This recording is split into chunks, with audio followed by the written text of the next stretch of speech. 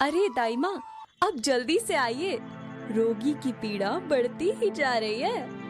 इस बार फिर से रानी ने एक सुंदर से बालक को जन्म दिया, जिसके माथे पर भी एक वैसा ही निशान था जैसा कि उसके पहले वाले पुत्र के माथे पर था। पहले की तरह फिर से यशोधरा बच्चे को जन्म देते ही बेहोश हो जाती है। इसी का फायदा उठाकर महारानी ने फिर से उस बच्चे के स्थान पर एक मेढक के बच्चे को रख दिया। महाराज, महाराज, जल्दी से चलिए। इस बार फिर से वही हुआ जिसकी आशंका थी। इतना सुनते ही राजा रानी के कक्ष में जाता है तो देखता है कि बिस्तर पर बच्चे के स्थान पर एक मेढक का बच्चा पड़ा हुआ है। आखिर ऐसा कैसे हो सकता है? एक इंसान कभी बंदर तो कभी मेंढक का बच्चा कैसे पैदा कर सकता है? मुझे लगता है तुम तो कोई इंसान हो ही नहीं, तुम जरूर कोई पिशाचिनी ही हो जो मेरे साथ इस प्रकार का खेल खेल कर मेरी भावनाओं को आहत कर रही हो। नहीं नहीं महाराज, आप इस प्रकार मुझ पर कोई आरोप ना लगाइए। मैं खुद भी नहीं जानती कि यह सब क्या और क्यों हो रहा है। मेरा विश्वास करो महाराज।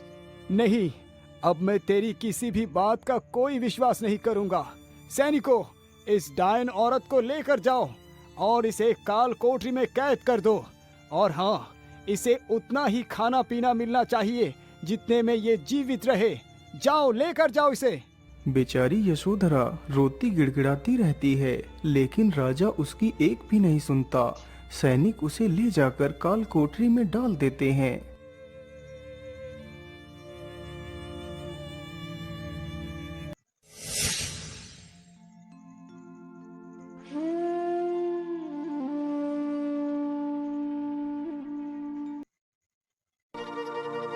बूढ़ी माँ, हमारा तो कांटा हमेशा के लिए निकल गया। आज हम दोनों बहुत खुश हैं। अब आप बिना देर किए इस बच्चे को भी ले जाकर बहा दो। वह बुढ़िया ऐसे ही करती है। वह फिर से महल के पीछे से उसी नदी की ओर जाती है जहाँ वह पहले गई थी। चलो, अब मैं जल्दी से इस आखिरी पत्ते को भी पानी में बहा देती हूँ और चलकर अपना इनाम लेती हूँ।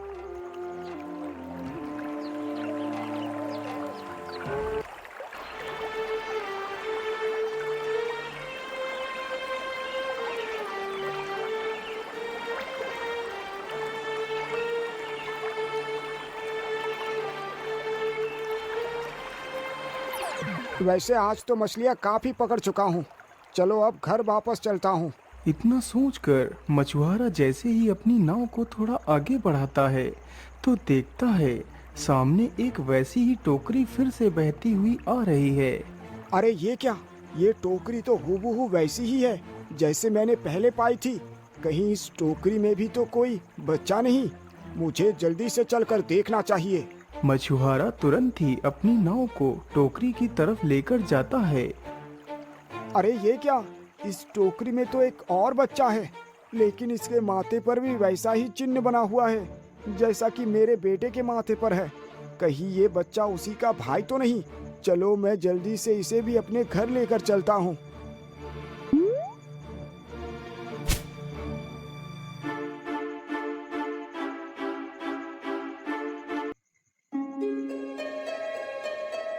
अरे वाह, ये तो कमाल हो गया जी।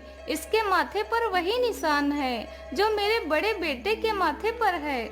जरूर आपकी बात सच ही है, ये दोनों एक दूसरे के भाई ही होंगे।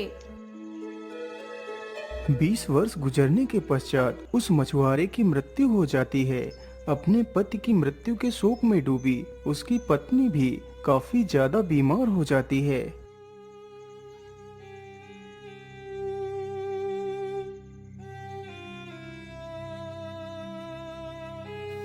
भैया, अब तो हमारे पास पैसे भी नहीं बचे।